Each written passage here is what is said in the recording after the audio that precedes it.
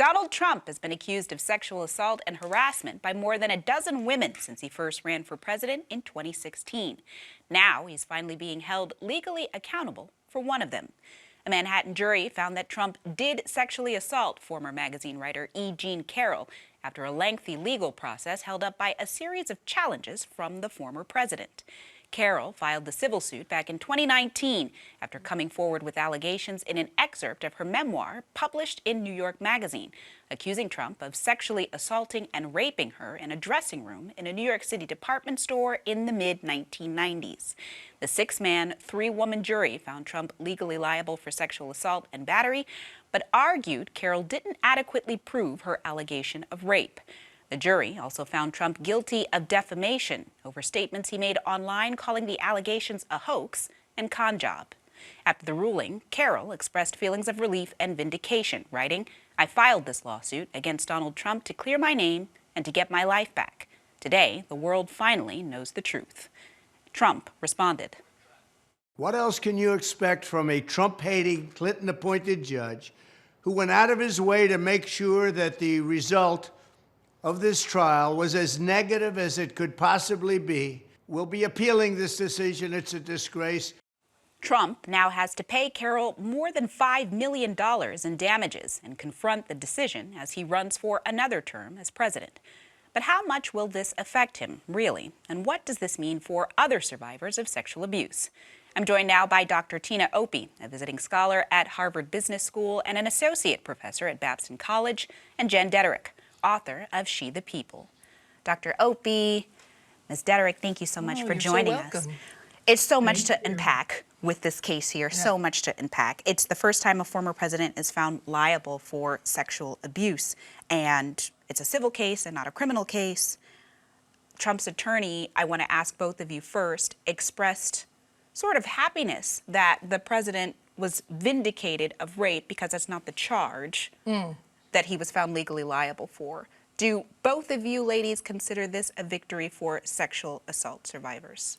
Absolutely, it is. I think Carroll herself put it well when she talked about that she wasn't the perfect victim, that it ruined the whole concept of the perfect victim, that she didn't scream, that she was sometimes happy in her life afterwards, all of those things that she mentioned, that women know that when you're confronted with something like that, situations like that, you don't always scream. You don't, often you freeze. Often it's someone that you admired, someone that you knew, someone that you thought was a friend or thought was a mentor or thought was a somebody, and you don't know what to do in that situation. And so the expectation that a woman who's a victim of something like this would do all the right things, would scream immediately, would back off, would immediately go to the police was always false. And so there's a big precedent set in that we don't have to expect that going forward from women who've been assaulted or men who've been assaulted.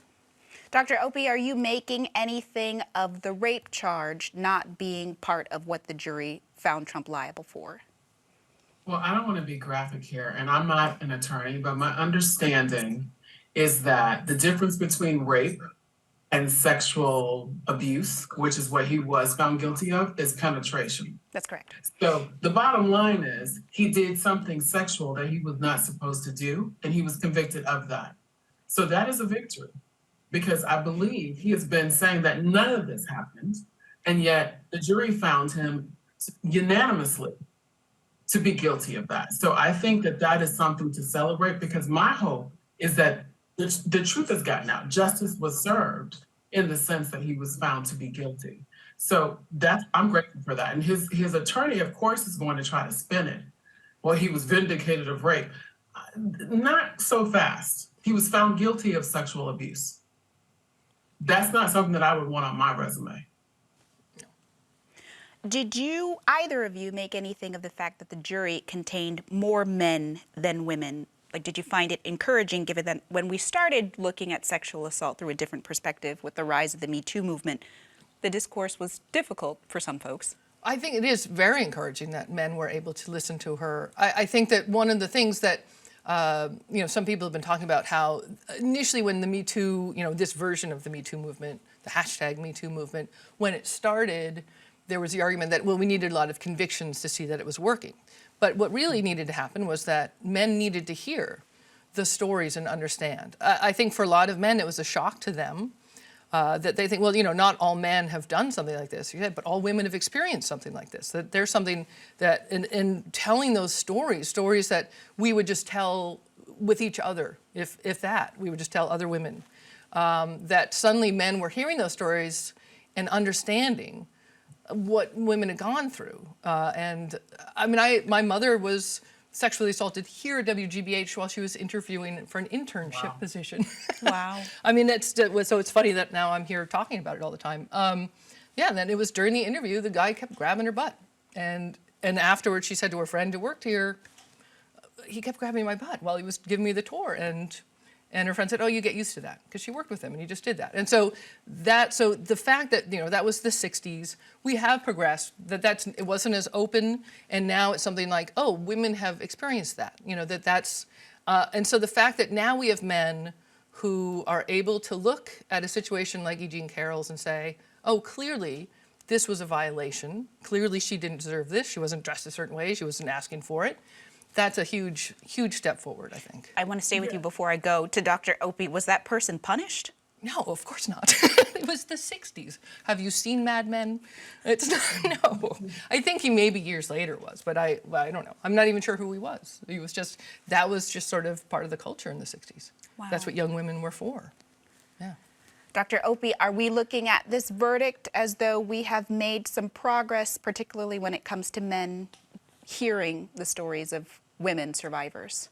Yeah, I think we have to remember that there are men who are empathetic individuals who are fully capable of the full range of human emotion. I'm married to a man, and he very much demonstrates that. And my brother-in-law, my father. So I think we have to make sure, one of the things that, Jen, we were on the show, and I remember I got a lot of hate mail for talking about the fact that there's a wide array of men, but I did want some of the men to just give women a chance to experience the Me Too movement. Do you remember that, Jen? I do, yeah. Yeah, I got a lot of hate mail for saying, let's just let women have a chance to experience this. And now I think we're coming full circle where we can say there are men who are empathetic, fully developed, and emotional human beings. I want to make sure we give men credit for that. This is an opportunity for us to come together. There are far more men out there, I believe, who are disgusted by this kind of behavior. And I think culturally, normatively, we need more men to stand up and say, this is not acceptable. So when, now in 2023, if you see someone being interviewed and the man who's doing the interview, maybe they're not pinching her on her butt because you would get sued, especially after we've just seen some of the verdicts that have been happening. But maybe, I don't know, something else happens. I'm hoping that more men would actually stand up and say something, because the bottom line is a culture of sexual assault, sexual abuse, rape, that is only going to change if we are in solidarity with each other. This is not something that women can resolve on their own. And no, I'm not saying that women are victims. What I'm saying is this is a societal issue that's going to require all societal members to resolve it. Yeah, I agree. It's got to, if without men, it's just us all the time in defensive mode, just constantly. And we need them to be stepping up and, and I mean, there is a long history of men doing things with the excuse that they were protecting women. So we do have to be careful to not slide into that. I mean, you have, like the worst case example, the Klan would say, well, we're protecting white women from black men, right? And that was why they would lynch them. So there is a balance where we don't want men riding in, as like our saviors, but we do want them to be aware of what's going on and what it's like to experience things for us. And to your earlier point, men experience sexual assault also. Yes, yeah. Dr. Opie, I want to go to you. Yeah. This is, of course, just one of several legal cases that the former president is facing, even as he seeks the Republican nomination for the 2024 election. Do you have any thoughts about how this might impact his political career? Well, ironically, I was shocked to hear that there are some Republican leaders in office right now who have said that this makes them want to vote for him twice as much. And so but there are other people who I believe Mitt Romney and some other Republican leaders who have said, look, this renders him completely unfit to run for office. So my hope is that there will be some Republican officials who stand up, they will be upstanders and say, listen, enough is enough. The man has been impeached twice. He's been indicted. He has now been convicted of sexual abuse and defamation. There's so much drama associated with him. I mean, there's other things associated with him too. We won't even get into those, okay? But there's so much drama associated with him. Let's just nip this in the bud and pick someone else. I don't know if that's going to happen. I believe, unfortunately, I don't know if he has things on people and he's able to hold this over their head. I don't quite get what the cult of personality is. I would have cut bait a long time ago, but I'm hoping that this will be the nail in the coffin, but I'm not optimistic about that given what I've heard is already beginning to happen with some of the Republican leaders. Ms. Dederick, to her point, we've known for a long time about accusations against Trump, but does the verdict, the liability verdict, you think, draw a line that makes him untenable? Well, I mean, he bragged about doing exactly this on tape, and we all heard it before he was elected in 2016. So it's, you know, he seems to be able, he was put in there he was voted in to get rid of Roe v. Wade, which he did, to get rid of certain things, environmental protections, which he did. And I mean, nothing in his political base, is anything different than most Republicans. And so they saw him as someone who actually managed to get things done because he was shameless. And so I think that that's really and I do think there are plenty of men out there who think that's why I'd want to get rich and famous, so I could grab women and so I could have any woman I wanted and no one would be able to do anything. I think that is a thing that a lot of people wish for, honestly. And so, and he speaks to that. And then, and he can just pretend like he's just being targeted anyway. Even though, as I said, he bragged about it, but now he can pretend. But his whole thing is about lying blatantly.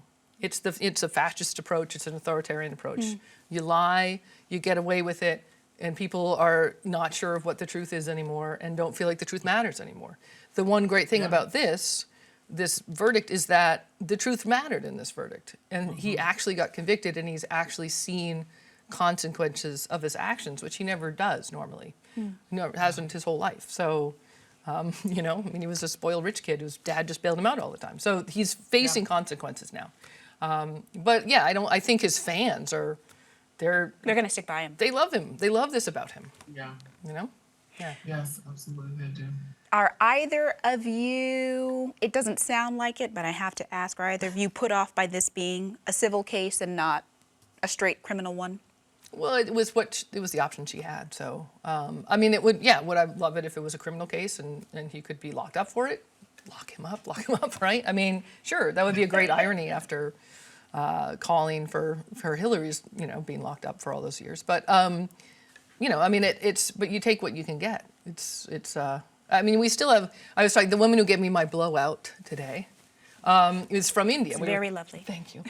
She's from India, Nita, and we were talking about Modi and how Modi is the Trump of India. He just he literally locks up his political opponents. And so, and I thought, okay, well, so here we actually still have the power people in power are accountable still. And this shows that. We still have that. And we have the ability to hold people in power accountable. It's just taking a long time. Dr. Opie, does E. Jean Carroll see any of that $5 million she's now owed? I don't know. 45 has a long history of being taken to court and tying people up in court for years and years and years. And he has a network of attorneys and financiers who are incredibly adept at tying money up. So I don't know. I hope she does. I hope that she does, but I'm not certain because unfortunately he is very adept and wise about, or I shouldn't say wise, but he's very adept about the circuit's legal system. So he may be able to prevent her from ever seeing a penny of that money. But my hope is that she gets to spend every dime. No, yeah, me too. The last thing that I want to pose to both of you is that the former president has already tied the case to partisan politics. I think you mentioned he pointed to the political makeup of New York and claimed that the case is part of the phrases like the biggest witch hunt in history. It's a ruse created to impact the next election. You both are voters in this country. Just how does this case and that sort of rhetoric impact your view of politics in this country right now? It makes me want to vote. I almost want to go to another state and make sure everyone is registered to vote. I want to make sure everyone in Massachusetts is registered to vote. This activates and energizes me because what it does is it makes me realize the gerrymandering that has happened, the voting is pretty much one of the only remaining tools that we have to prevent authoritarian and fascist people like 45 from getting into and remaining in power. And one of the other things, Jen, you mentioned all of the accomplishments that the Republican base wanted 45 to accomplish. The other thing was the Supreme Court justices. And given that deck that he has arrayed, I'm very concerned about the political landscape. So voting is essential. So what has this done? This has energized me. I hope that it energizes more people. Whatever your political background, we need to get people to vote. I think less than 50% of the populace votes in any given election, even including the presidential election. We have got to change that. I would love it if we could just say people are automatically registered to vote, like they do in some countries. You have to opt out. So, if there are people listening who are in the legislature, let's start to make that happen so that it can be easier for people to vote. And I know I've probably just offended many of the people who are actually actively working to make it more difficult to vote. Ms. Dederick, brief final thought. Oh, about all of it? Well, I do. Yeah, obviously, I think it has, it may be too late. We do see greater voter turnout happening. We see people standing online for 6-7 hours, in states where they're attempting to make it harder. We did manage to prevent the red wave that always sounded like menstruation, so it was weird that they wanted that in the first place. But anyway, and so but it's the Republicans have done a really good job of setting things up locally so that to make it harder to get things done nationally. And so we're undoing that it's going to take a long time. And it's also about voting, and it's also about patience as we work through it and try to overturn the stuff that they've done. There's a lot that has to be undone now. All right. Yeah. Dr. Tina Opie and author Jen Dederick. Thank you so much. Thank you both so much. Thank you so much. Thank you for having me. Thank you, Ryan. Thank you for having us.